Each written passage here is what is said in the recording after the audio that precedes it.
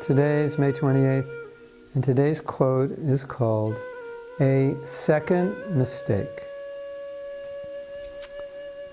When you make an excuse for a mistake you made, that is your second mistake.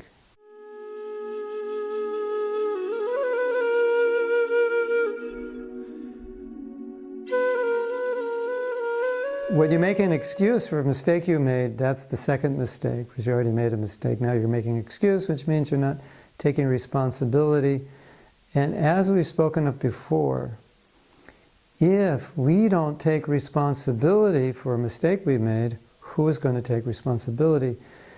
Have you ever heard the saying that in life you're either going to get results or you're going to get excuses why you didn't get results? So obviously, we don't want excuses, we want results. We don't want excuses why we didn't get results. But so often, that's what we get. And instead of looking at what we could do, how to improve it, where we went wrong, we just try to blame someone or something. Now, Prabhupada has talked about this indirectly by saying that devotional service is causeless, which means you can get devotional service in any situation, even if you're born like Prahlad Maharaj in the family of demons. So Prahlad Maharaj could have said, "Oh man, my father's a demon. How can I become Krishna conscious? There's no way. It's just like, you can't expect me to be Krishna conscious. He's putting me through an educational system that's brainwashing me into atheism." But he didn't say that. He wanted to be Krishna conscious. He was naturally Krishna conscious.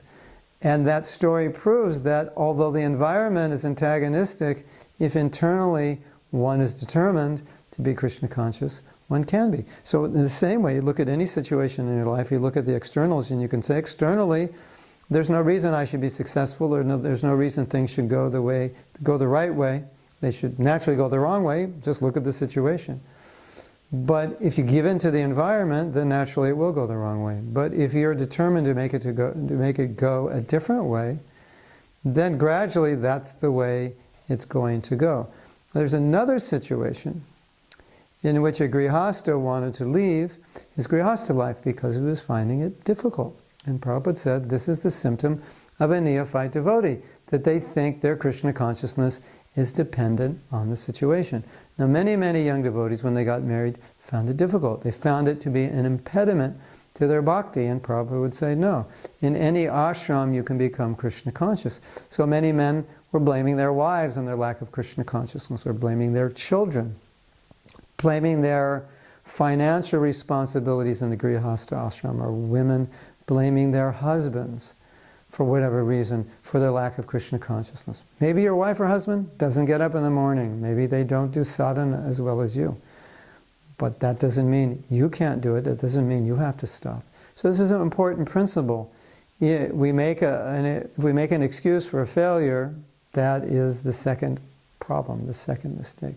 So if we can understand that if we want something, really want it, we really want to make it happen, somehow or other, despite the situation, we're going to make it happen. And if we accept that, acknowledge that, then we can see that wherever we're in, whatever challenges we face, ultimately we'll work through them. If I want to be Krishna conscious, somehow I'll work through it. I'll make it work. I have to make it work.